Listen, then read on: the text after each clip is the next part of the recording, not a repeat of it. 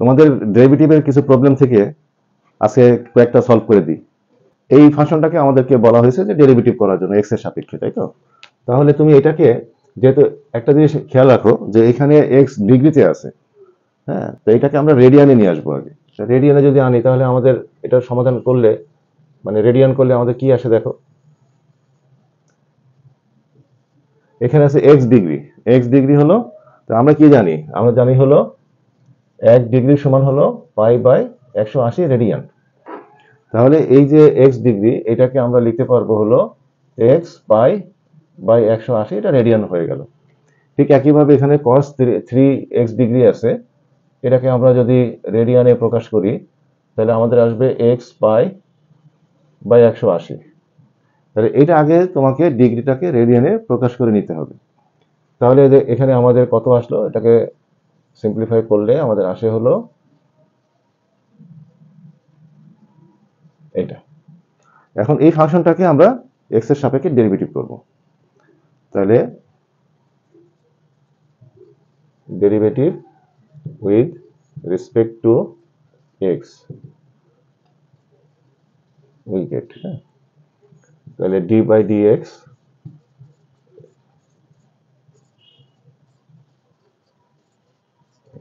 এটাকে তোমরা ইউভির ফর্মুলায় আনতে পারো। ইউভি, দেখো তুমি এখানে এক্স আছে, এক্স এখানে আছে, এটাকে আমরা ইউ হিসাবে চিন্তা করব, আর এটাকে আমরা ভি হিসাবে। তো ইউভি, তাহলে আমাদের ফর্মুলাটা কি ছিল? D by D X. ইউভির ফর্মুলা ছিল, ইউ কে রেখে দিলাম আর ভিটাকে আগে ডেরিভেটিভ করলাম। আগে ইউভি কোনো বিষয় না, যেটা যে কোনো একটা আগে করলেই হবে। এই যে এটা, এটা ছিল আমাদের ফর্মুলা, তাই না? তাহলে এখানে আমরা যদি এটাকে ডেরিভেটিভ করি তাহলে কি আসে?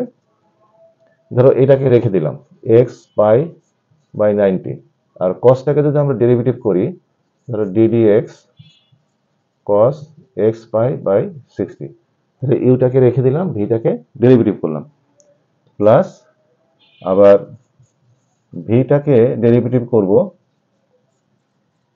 আর এক্সটাকে রেখে দিব।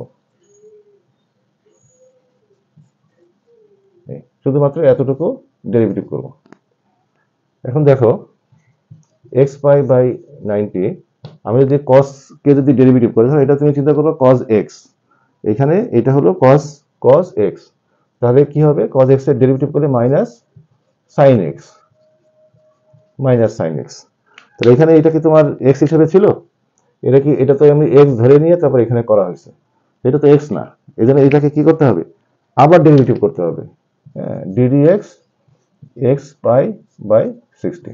এটাকে আমরা আবার, যেটাকে এক্স ধরে নিয়ে ডেরিভেটিভ করছি এখানে, যেটা কজ এক্স, এই চিন্তা করে কজ এক্স কে যদি আমরা ডেরিভেটিভ করি ডিডি এক্স কজ এক্স, তাহলে এটা কি আসে? Minus sine x. এখানে এক্স হিসাব করছে, এখানে এক্স, কিন্তু এটা তো এক্স না, এই জন্য এটাকে আবার ডেরিভেটিভ করতে হবে।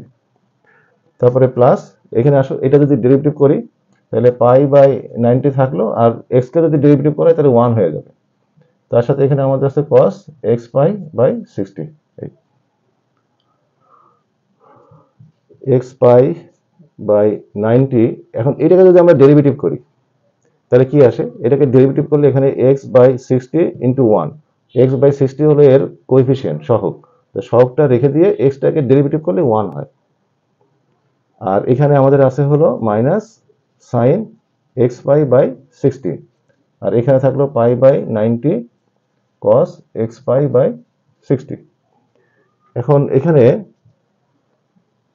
আমরা যেটা করতে পারি যে এই দুইটা টার্ম থেকে আমরা pi by 90 degree, pi by 90 degree এখানে আমরা কমন নিয়ে নিই।